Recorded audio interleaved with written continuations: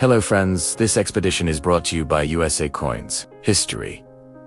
The moment when a fragile republic gambled its future on a piece of copper large enough to feel heavy in the palm, large enough to provoke distrust, and large enough to expose how close the United States came to losing control of its own money. This is not the story of a quaint old coin. It is the story of a nation that had no gold, no silver credibility, no unified economy, and no public faith and chose copper as its first mass-circulating promise. The large cent did not enter American life quietly. It arrived during financial panic, political fracture, and international humiliation, carrying consequences that would echo for more than a century, long after its last strike cooled on the mint floor. The year was 1793, but the crisis began long before the calendar turned. The American Revolution had been won on borrowed money, foreign loans, and paper promises that collapsed almost as soon as the cannons went silent. Continental currency had become a national embarrassment, mocked across Europe and distrusted at home. Merchants demanded hard-coined British copper, Spanish silver, anything except American paper. Congress understood the danger. A nation without a trusted currency could not tax, could not trade, could not command loyalty.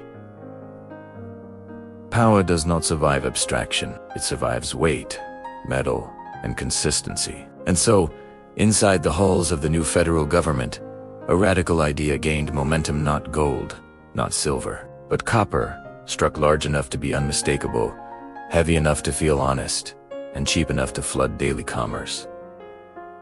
This decision was not economic optimism. It was economic desperation. Authorization came from the Coinage Act of 1792, passed by Congress after bruising debate and pushed forward by men who knew exactly how thin the margin for failure had become. President George Washington signed the act into law, lending his personal credibility to an experiment he could not fully control. Treasury Secretary Alexander Hamilton, the architect of American finance, did not love copper. He preferred disciplined systems, stable ratios, and international respectability. But Hamilton also understood reality.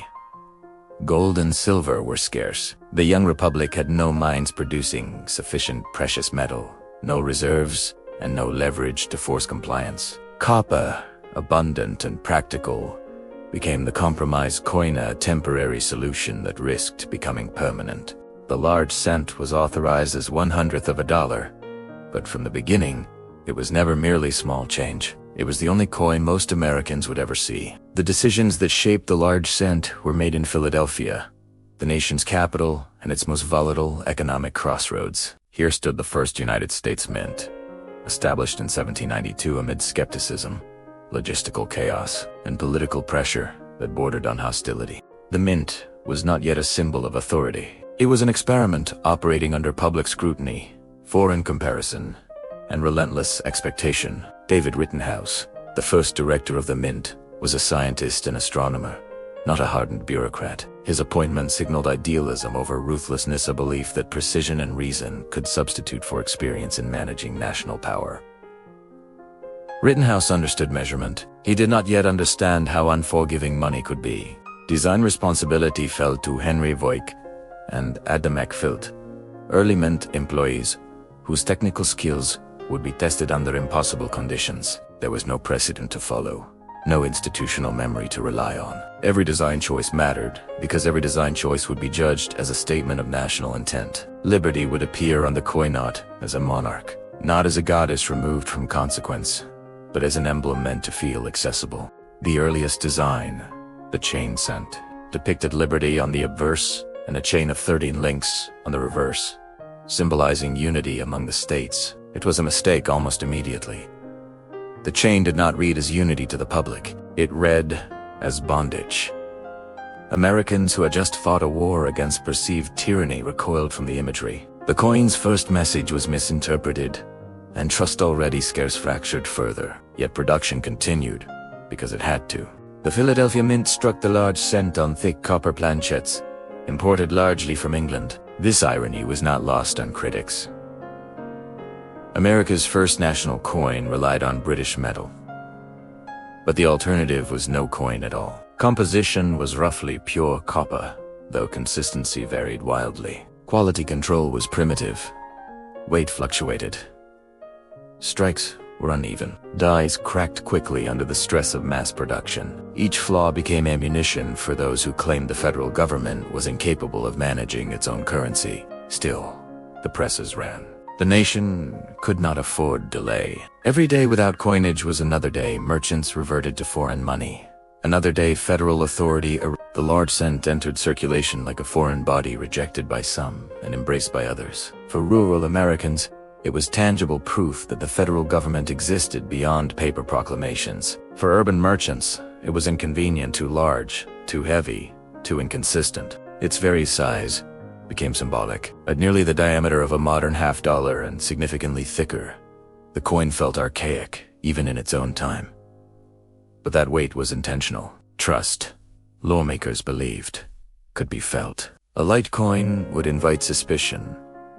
A heavy one might demand respect. This assumption would not age well. Behind closed doors, tension mounted between Congress, the Treasury, and the Mint. Production costs were dangerously high. Copper prices fluctuated. Each cent sometimes cost nearly a cent to produce, undermining the logic of profitless coinage. But halting production risked public panic. The large cent was becoming less a solution and more a hostage. Stop striking it, and confidence might collapse. Continue striking it, and losses would mount. The coin had become a moral dilemma embedded in metal. Short-term stability versus long-term credibility. Political opposition seized on every misstep. Critics accused the mint of incompetence and corruption. Newspapers mocked the crude designs and inconsistent quality. Some states quietly resisted federal coinage altogether, preferring local or foreign alternatives. The large cent, intended as a unifying force, was instead exposing how fractured the American economic system remained. Yet Congress hesitated to intervene decisively. Admitting failures so early would undermine the entire federal project. The coin had to succeed, or at least appear to.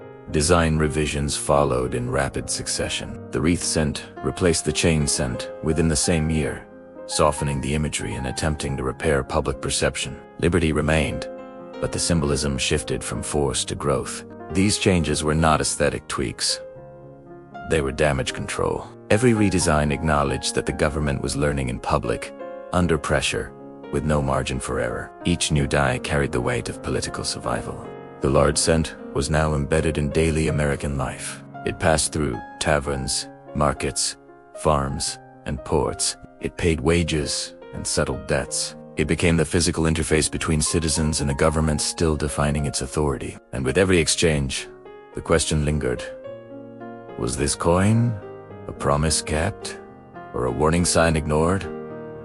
The answer was not yet clear. What was clear was that the large cent had outgrown its role as mere currency. It was now a test of whether the United States could control its own economic narrative, whether it would remain dependent, reactive, and exposed. As 1793 closed, the presses did not slow. The stakes only increased. The large cent had survived its birth, but survival was not success. Forces were aligning financial, political, and human that would soon push the coin beyond its intended purpose and into conflict with the very system that created it. The copper dollar had entered the bloodstream of the nation. Whether it would stabilize the patient or accelerate the disease remained unresolved. The pressure that surrounded the large cent did not dissipate with familiarity. It intensified with volume. By the mid-1790s, copper had become the most visible expression of federal authority most Americans would ever touch, and that visibility magnified every weakness inside the system. The more cents the mint struck, the more questions followed. Why did some weigh more than others? Why did the designs keep changing? Why did a coin worth 1/100th of a dollar feel heavier than the government's promises? These were not idle curiosities. They were symptoms of a deeper anxiety. If the smallest unit of American money felt unstable, what did that imply about the larger structure holding the nation together? Inside the Philadelphia Mint, stress became institutional. David Rittenhouse resigned in 1795, physically exhausted and politically exposed. His successor, Henry William de Sassar, lasted barely months. The position of Mint Director was proving to be less an honor than a liability, a seat directly above a furnace of public scrutiny and congressional suspicion. When Elias Boudin had assumed the role, he inherited not only a struggling operation but a coin already entangled in controversy. The large cent was now indispensable and indefensible at the same time. It circulated everywhere, yet inspired confidence nowhere. Congress, watching deficits widen, began to scrutinize production costs with sharper intent. Copper prices had risen. Plant sets imported from British suppliers were inconsistent in purity and thickness. Each cent, once imagined as cheap abundance, was eroding the treasury by fractions that accumulated into real losses. This was not how money was supposed to work. A coin that cost nearly as much to make as its face value was not currency yet.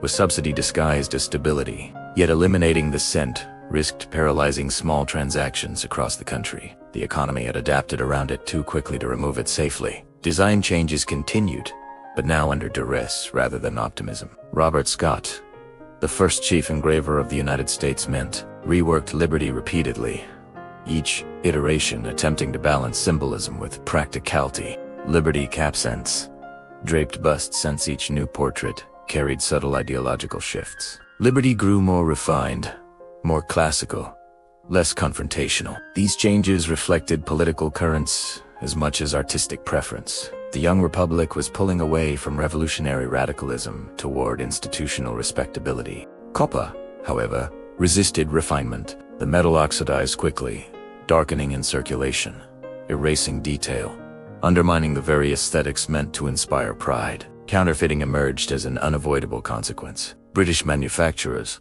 recognizing opportunity, flooded American markets with lightweight imitation cents, exploiting public unfamiliarity with standards that barely existed.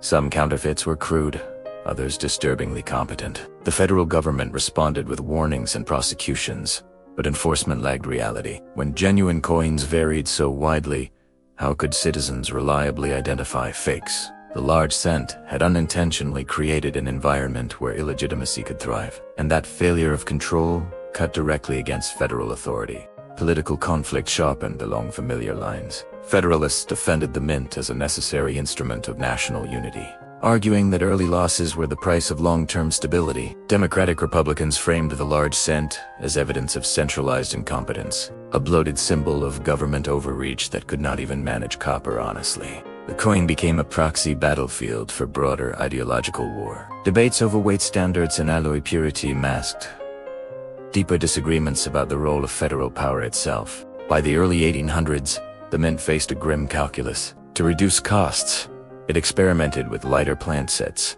and adjusted tolerances. These technical decisions were not communicated clearly to the public. Coins grew thinner. The difference was subtle, but perceptible. Merchants noticed. Hoarders reacted. Heavier earlier cents disappeared from circulation, pulled aside as perceived stores of intrinsic value. Gresham's law began to operate quietly, but relentlessly. Better money vanished, worse money remained. The large cent was now actively teaching Americans to distrust their own currency. This erosion of confidence was not theoretical. In ports and trading centers, merchants discounted cents by weight, not face value. Transactions slowed, arguments flared, money that required explanation lost efficiency, and efficiency was the lifeblood of commerce. Congress demanded answers. The mint responded with assurances, adjustments, and more production. None of it addressed the underlying problem. Copper was being asked to carry a level of trust it could not sustain. Yet, the presses did not stop. They could not. War loomed on the horizon, and with it, new financial strain. The Embargo Act of 1807 disrupted trade. Revenue fell. Specie flowed out of the country. Once again, small copper coins became the most reliable circulating medium available. The large cent, flawed and controversial, survived because there was nothing ready to replace it. Necessity shielded it from accountability. Inside the mint, morale frayed. Equipment wore down. Dies failed faster than they could be replaced. Quality slipped further. Each compromised strike was another small breach in public faith. Still, Congress hesitated to invest meaningfully in reform. Copper coinage was seen as secondary, almost beneath serious political concern. That neglect was itself a decision, one that allowed problems to compound quietly until they could no longer be ignored. By the 1810s, the large cent had become an artifact of contradiction. It was everywhere and trusted nowhere. It enabled commerce while undermining confidence. It symbolized national unity while revealing structural weakness. And as the War of 1812 strained the economy yet again, the federal government leaned on copper harder than ever, extracting utility from a system already stretched beyond its design limits. Short-term survival continued to trump long-term integrity. When peace returned, the reckoning did not arrive immediately. Instead, the large cent lingered, its failures normalized through familiarity. Americans adapted around its flaws, not because they trusted it, but because they had no alternative. That adaptation masked damage that would only become visible decades later, when scarcity survival and memory transformed a once reviled coin into an object of obsession. The consequences of compromise were still unfolding, moving quietly toward moments of revelation that would surface far from the mint floor. In auction rooms, private collections, and historical judgment yet to come, the reckoning for the large cent did not arrive with a decree or a recall. It arrived silently, through time. As the 19th century advanced, the coin that once clogged pockets and irritated merchants began to thin out, not by policy but by attrition. Copper wore down. Designs softened into ghosts of liberty. Dates vanished first, then faces, then identity itself. The cent that had once symbolized federal ambition became a relic of endurance, surviving only where neglect, hoarding, or accident intervened. And in that survival, its meaning inverted. What had been common became scarce. What had been distrusted became coveted. By the 1830s, Congress could no longer ignore what the large cent had become, an outdated instrument dragging the monetary system backward. Copper prices had risen again. Production costs were indefensible. The coin's size felt absurd in an age of accelerating commerce. The answer came not as a reform, but replacement. In 1857, the large cent was officially discontinued, replaced by the smaller Flying Eagle centilighter, cheaper and symbolically cleaner. The decision was framed as modernization, but beneath it lay quiet admission. The copper dollar experiment had failed. It had stabilized commerce temporarily, but at the cost of long-term credibility and structural inefficiency. The nation moved on without ceremony. But money never truly disappears. It waits. As generations passed, the large cent began re-emerging not in circulation, but in drawers, estates, and forgotten chests. Collectors of the late 19th century, men shaped by industrial wealth and historical nostalgia, began seeking them out, not because they were beautiful, but because they were dangerous. Each variety told a story of improvisation, error, and survival. Chain cents, struck briefly in 1793, became the most sought after, their symbolism reinterpreted not as tyranny but as audacity. Wreath cents followed closely, then draped busts, each commanding attention not for perfection, but for proximity to failure. Auction rooms became the new theaters of consequence. In 1925, a remarkable 1793 chain cent appeared at auction, its surfaces worn but unmistakable. Bidding escalated beyond expectations. What had once been rejected as offensive now commanded reverence. The final hammer price shocked observers not merely for its amount, but for what it represented. A coin born of mistrust had become a vessel of historical authority. Buyers were not purchasing copper. They were purchasing a moment when the United States nearly lost control of its economic narrative. The pattern repeated. In 1941, another chain cent surfaced, this one with sharper detail, better provenance. Competition intensified. Collectors understood scarcity now in a way Congress never had in 1793. Only a handful survived in collectible condition.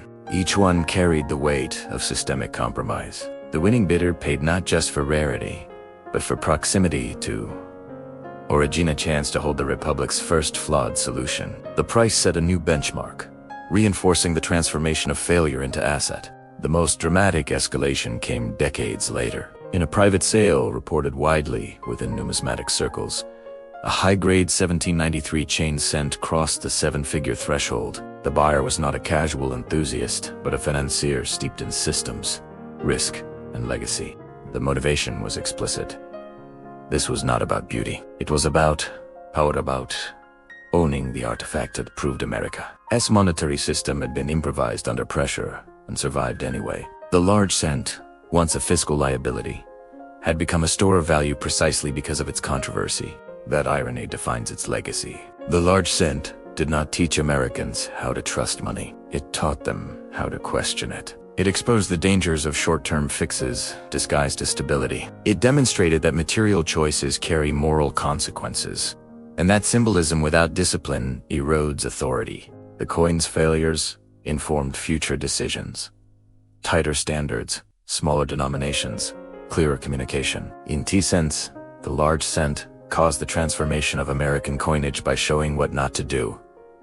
Yet its influence persists. Modern debates about fiat currency, inflation, and public trust echo the same tensions faced in Philadelphia in the 1790s.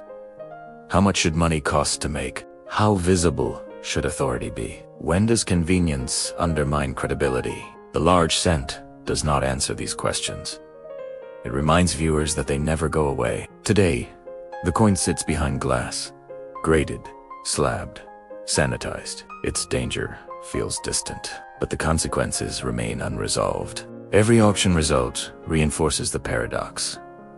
The more the system failed, the more valuable its artifacts became. Scarcity born of neglect now fuels obsession. What was once rejected now commands loyalty. As the final gavel falls and another cent disappears into a private vault, the story does not close. It lingers, unresolved, much like the choices that created it.